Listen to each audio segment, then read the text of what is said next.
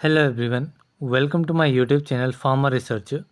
सो आज है day 208 daily pharm MCQ dose series का, जिसमें हम डेली के 50 एमसीक्यू क्वेश्चन सॉल्व करते हैं, जो कि different previous year question papers and several reference book से लिए जाते हैं एंड सभी फार्मेसी रिलेटेड एग्जाम्स के लिए इम्पॉर्टेंट होते हैं। सो चलिए स्टार्ट करते हैं पहले क्वेश्चन से। तो क्वेश्चन स्टार्ट करने से पहले पीडीएफ की बात कर लेते हैं। तो इस पर्टिकुलर वीडियो में जो भी आपके एमसीक्यू क्वेश्चन डिस्कस किए जाएंगे, उसकी पीडीएफ का लिंक जो है वो आपको डिस्क्रिप्शन बॉक्स में मिल जाएगा। तो आप डिस्क्रिप्शन ओपन कीजिए वीडियो की, वहाँ पे आपको लिंक मिलेगा गूगल ड्राइव का, वहाँ से आप डायरेक्ट पीडीएफ को डाउनलोड कर सकते हैं।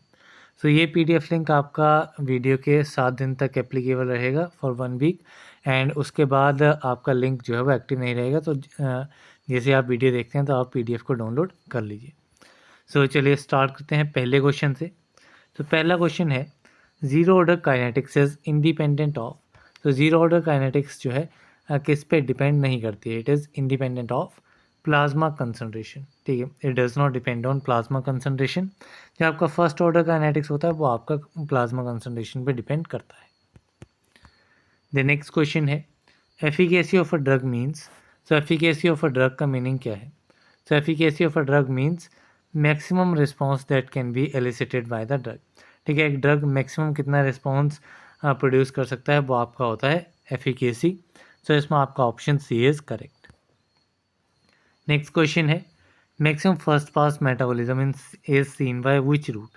ठीक है, सबसे ज़्यादा फर्स्ट पास मेटाबॉलिज्म जो है वो किस रूट ऑफ एडमिनिस्ट्रेशन के साथ देखा जाएगा? तो ये आपका देखा जाता है सबसे ज़्यादा ओरल रूट के थ्रू। सो इसमें आपका ऑप्शन डी इज़ करेक्ट। बाकी जो आपका इंट्रावेनस है, इसमें आपका फर्स्ट पास इफेक्ट नहीं होता है, इसमें आपकी बायोअवेलेबिलिटी 100% रहती है। देन नेक्स्ट क्वेश्चन है, acidic drugs bind to. So acidic drug जो है वो किसके साथ बाइंड करते हैं? तो acidic drugs bind to the albumin. So option A is correct. Next question है, most of the drugs are excreted in. तो ज़्यादातर जो ड्रग्स हैं वो कैसे एक्सक्रीट होते हैं? तो they are excreted in the urine through kidneys. Option B is correct. Next question है, when a drug binds to a receptor and causes action opposite to that of agonist, this is called. तो जब एक drug जो है वो receptor के साथ bind करता है एंड एगोनिस्ट के इफेक्ट से ऑपोजिट इफेक्ट प्रोड्यूस करता है, so this is known as inverse agonist. ठीक है, तो इसे कहा जाता है inverse agonist. So option B is correct. Next question है, अल्कोहलिक और hydroalcoholic solutions of volatile substances are known as. तो वॉलेटाइल सब्सटेंसेस के अल्कोहलिक या फिर हाइड्रो अल्कोहलिक सोल्यूशंस को क्या कहा जाता है? So these are known as spirits. So option A is correct. Next question है, the purpose of parabens in syrup is as। तो जो parabens होते हैं इनका पर्पस क्या रहता है? पर्पस यानी कि यूज़ क्या रहता है सिरप्स में? तो सिरप्स में parabens जो हैं वो आपके यूज़ होते हैं as a preservatives. For example जैसे आपका मिथाइल पैराबेन हो गया, इथाइल पैराबेन हो गया, तो these are the preservatives. Next question है, an antimicrobial preservative commonly use for nasal solution. तो नेजल सॉल्यूशन के लिए कौन सा एंटीमाइक्रोबियल प्रिजर्वेटिव जो है वो यूज़ किया जाता है? तो this compound is benzalkonium chloride. So option A is correct. Means ये आपका एज अ प्रिजर्वेटिव भी एक्ट करता है and as an antimicrobial agent भी। नेक्स्ट क्वेश्चन है, रिफेम्पिसिन एक्ट बाय। तो रिफेम्पिसिन कैसे एक्ट करता है? So it act by the inhibition of DNA dependent RNA polymerase. So इसमें आपका option C is correct. Next question है, which of the following is use in treatment of myasthenia gravis. Myasthenia gravis की treatment में इनमें से कौन सा drug use किया जाता है? तो this drug is neostigmine. So option B is correct. Next question है, dash is selective arterial vasodilator. Selective arterial vasodilator कौन सा है? तो this drug is hydralazine. So option C is correct, as an anti hypertensive agent की तरह use होता है। Next question है, what is the primary goal of DOTS therapy. तो डॉट्स थेरेपी आपकी ट्यूबरक्लोसिस के लिए WHO रिकमेंडेड थेरेपी है, एंड डॉट्स की फुल फॉर्म होती है directly observed treatment short course. It is directly observed treatment short course. And इसका main primary goal क्या है? To prevent the transmission of tuberculosis to others. So इसमें आपका option A is correct. Next question है which factor influence the rate of drug absorption. Rate of drug absorption को कौन सा factor जो है वो इन्फ्लुएंस करता है? तो drug metabolism, excretion rate, distribution to tissues. ये आपके रेट ऑफ ड्रग अब्जॉर्प्शन को इन्फ्लुएंस नहीं करते हैं, लेकिन फूड इन द स्टमक, अगर स्टमक में ऑलरेडी फूड है तो this factor can influence the rate of drug absorption. So option B is correct. Next question है what type of drug interaction occurs when the combined effect of two drugs is greater than the sum of their individual effect. ठीक है, सो किस type की drug interaction होगी जब आपका दो drugs का जो कंबाइंड इफेक्ट है वो उनके सम से ज़्यादा रहता है।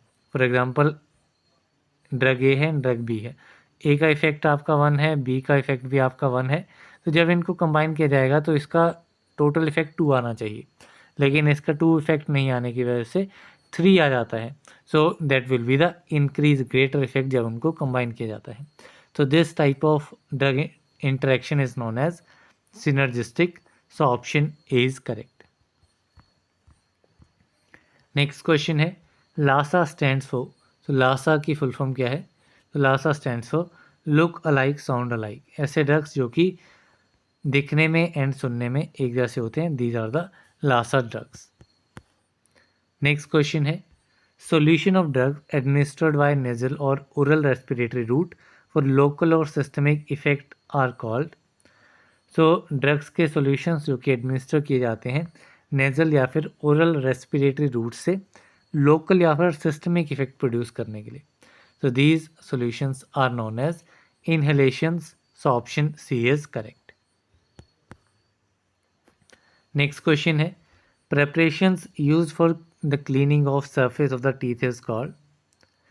So टीथ के सरफेस को क्लीन करने के लिए जो प्रिपरेशंस यूज़ की जाती हैं these preparations are known as dentifrices. So option B is correct. Next question है which powder is use for external use. External use के लिए कौन सा पाउडर यूज़ किया जाता है? तो this powder is dusting powder. So option B is correct. Next question है monophasic liquid dosage form of preparations for external application to the skin without friction are called. तो आपकी मोनोफेजिक लिक्विडोजेज फॉर्म प्रिपरेशंस है, externally apply की जाती हैं skin के ऊपर without friction. तो विदाउट फ्रिक्शन अगर बात की जाएगी तो that will be the lotions, and अगर विद फ्रिक्शन बात की जाएगी तो that will be the liniments. Then next question है oral liquid formulation of potent drug usually in solution intended for administration to pediatric patients known as. So आपकी oral liquid formulations है, potent drug उसमें present है and solution की form में है जो कि आपकी पेडियाट्रिक पेशेंट मींस बच्चों में एडमिनिस्टर की जाती है। तो this type of preparation is drops. So इसमें आपका ऑप्शन सी इज करेक्ट, जैसे कि आपकी पोलियो ड्रॉप्स दी जाती हैं बच्चों को, तो उस वे में। So option C drops is correct answer. Next question है soft rubber with dash or more sulphur termed hard rubber. So soft rubber जो है अगर इसमें 25% या फिर उससे ज़्यादा सल्फर प्रेजेंट होगा तो इस सॉफ्ट रबर को कंसीडर किया जाएगा एज हार्ड रबर। सो इसमें आपका option C is correct. Next question है dash provides greater resistance to breakage, aids in identification, provides UV protection. So किस टाइप की कोटिंग है जो कि ब्रेकेज से ज़्यादा रेजिस्टेंस प्रोवाइड करती है, आइडेंटिफिकेशन में हेल्प मिल जाती है एंड यूवी प्रोटेक्शन भी प्रोवाइड करती है। So this type of coating is plastic coating. So इसमें आपका option B is correct. Next question है emulsion containing more than 2 phases are called as. तो ऐसी इमल्शंस जिसमें 2 से ज़्यादा फेजेज हैं तो इस टाइप की इमल्शंस को कहा जाता है मल्टीपल इमल्शंस। सो इसमें आपका ऑप्शन डी इज करेक्ट।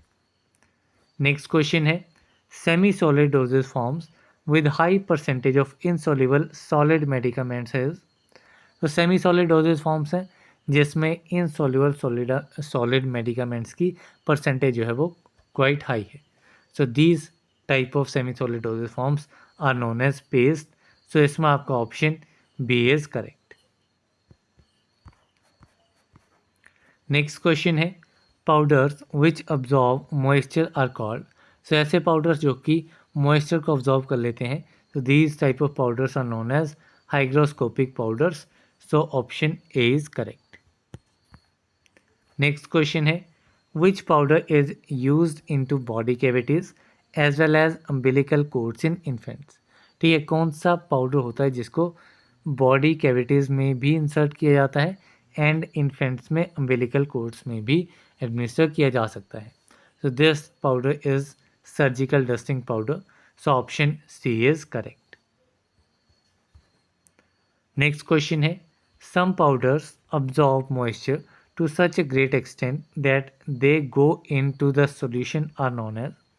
तो कुछ पाउडर्स जो हैं वो आपके मॉइस्चर अब्जॉर्ब कर लेते हैं इतने एक्सटेंट तक कि वो आपके सॉल्यूशन फॉर्म में कन्वर्ट हो जाते हैं। So these type of powders are known as deliquescent powders. तो इसमें आपका option B is correct. Next question है how many types of glasses are use in pharmaceutical industry. Pharmaceutical industry में कितने टाइप के ग्लासेस जो हैं वो यूज़ किए जाते हैं। तो इसमें आपके टोटल 4 टाइप्स के ग्लासेस यूज़ किए जाते हैं। एक आपका रहता है type 1 glass, then type 2, type 3 and type 4।